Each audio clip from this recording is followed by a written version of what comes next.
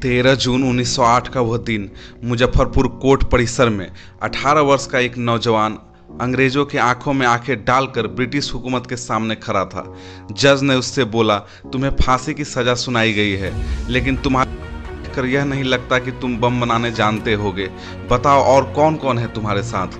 वह नौजवान मुस्कुराकर कहा, जज साहब आप बोले तो मैं आपको भी बम बनाने की विधि सिखा दूं, एक मौका तो दे। कोर्ट परिसर में मौजूद सभी भारतीयों के चेहरे पर एक गर्व सा भाव देखने को मिला। ऐसा क्रांतिकारी जो 18 वर्ष की उम्र में हाथों में गीता लेकर हंसते हंसते फांसी पर चढ़ गया, जिसमें देश के लिए मर मिटने का जोश होता है, वही तो खुदीराम बोस होता है। आज हम सबसे कम उम्र का ज्वलंत तथा युवा क्रांतिकारी देशभक्त खुदीराम बोस के बारे में जानेंगे, जिसने ब्रिटिश साम्राज्य को ध्वस्त करने के लिए संकल्प में अलौकिक धैर्य का परिचय देते हुए पहला बम फेंका। जय हिंद दोस्तों, आशा करता हूँ आप सब अच्छे होंगे। आइए हम देखते हैं खुदीराम बोस के बारे में। खुदीराम बोस का जन्म 3 दिसंबर 1889 को पश्चिम बंगाल के मिदनापुर जिले के बहुबेनी गांव में हुआ था। उनके पिता का नाम त्रिलोक्यनाथ बोस तथा माता प्रिया देवी थी। खुदीराम बोस ने 9वीं कक्षा में पढ़ाई को छोड़कर देश की स्वतंत्रता संग्राम में कूद पड़े। अब हम देखते हैं कि वो कौन कौन से महत्वपूर्ण पार्टी से जुड़े थे। 1905 में वो रिवॉल्यूशनरी पार्टी के सदस्य बने और वंदे मातरम पैम्पलेट का वितरण किया। 1905 में बंग भंग आंदोलन में भी वो बढ़ चढ़ कर हिस्सा लिए। इसके अलावा वो सोनार बांग्ला पत्रिका भी बांटे। उन पर राजद्रोह का मुकदमा चला, लेकिन एक भी गवाह ना मिलने के कारण वो छूट गए। अंग्रेजों ने उन्हें दबाने का बहुत प्रयत्न किया, पर आज़ादी के परवाने कहाँ रुकते हैं। 6 दिसंबर 1907 को नारायणगढ़ रेलवे स्टेशन पर गवर्नर की ट्रेन पर उन्होंने बम से हमला किया।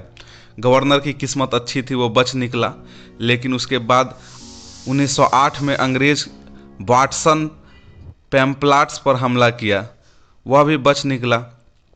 धीरे धीरे खुदीराम बोस युगांतर समिति के भी सदस्य बने। 1905 में जब बंग भंग आंदोलन हुआ था, हम जानते हैं लॉर्ड कर्जन के द्वारा बंगाल का विभाजन हुआ था, जिसके विरोध में पूरे बंगाल में बंग भंग आंदोलन शुरू हुआ था। उसमें वो बढ़ चढ़कर हिस्सा ले रहे थे। उसमें एक मजिस्ट्रेट था जिसका नाम किंग्सफोर्ड था। वह भारतीयों का ज़्यादा बड़ा क्राइम नहीं होने के बावजूद उसे बहुत बड़ी और कड़ी सजा देता था। सारे क्रांतिकारी उससे बहुत ही क्रूर थे और उसे सभी ने मिलकर मारने का प्लान बनाया।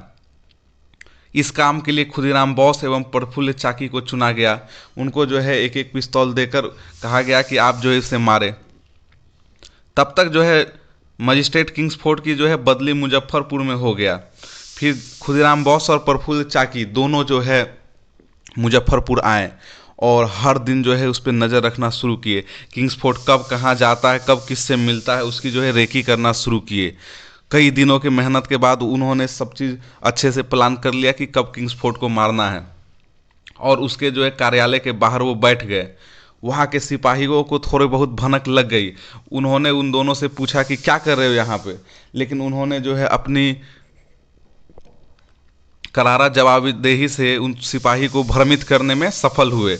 उसके बाद वो बैठ के इंतज़ार करने लगे। उस दिन किंग्सफोर्ड काफ़ी देर से निकलने नहीं निकला था। शाम होने लगा था, धीरे धीरे शाम होने लगा था। ये दोनों पेड़ की ओट में छुप के बैठे हुए थे। फिर जब अंधेरा हुआ और जैसे ही एक बग्गी आते हुए दिखाई दी, वैसे ही जय हिंद का नारा लगाते हुए खुदीराम बोस और प्रफुल्ल चाकी उस पर बम से हमला कर दिया। बम के हमले से बग्घी चिथरे चिथरे में उड़ गए और वो दोनों वहाँ से भागने में फरार हुए।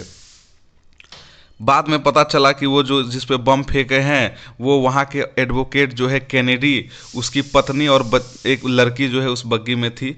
वो दोनों का मौके पे ही मौत हो गई और किंग्सफोर्ड बच निकला। दुर्भाग्यवश था ये हुआ, लेकिन क्रांतिकारी वहाँ से भागने में सफल हुए। प्रफुल्ल चाकी भागते भागते उसे ऐसा प्रतीत हुआ कि उसे चारों तरफ से पुलिस ने घेर लिया है, तो उसने पुलिस पे हमला किया। लेकिन वह जब समझ गया कि वो नहीं बच पाएगा, तो प्रफुल्ल चाकी ने खुद को गोली मार ली। इसके विपरीत खुदीराम बोस दूसरे दिशा में भागे थे। उन्होंने अपना हुलिया बदला, अपना कपड़े बदले, सब कुछ बदल लिया और ट्रेन में बैठ गए।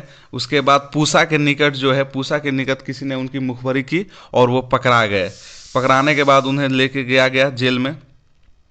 उस समय खुदराम बोस की इतनी वैल्यू बढ़ गई थी कि उस समय जो धोती चलती थी, उस धोती पे जो है खुदराम बोस का जो है जिक्र लिखा रहता था। उस धोती के लिखा रहता था, एक बार विदाई दे माँ घुरी आसी, एक बार विदाई दे माँ घुरी आसी, हंसी हंसी पोरवे फांसी देखबे भारतवासी। इसका कि एक बार मुझे विदा दो माँ, मैं जल्दी लौटूंगा, पूरे भारत के लोग मुझे देखेंगे और मैं हंसते हंसते फांसी पर झूल जाऊंगा। तो ऐसे वीर थे वो। और वो धोती उस समय हुई थी, हर किसी के धोती के बॉर्डर पे यही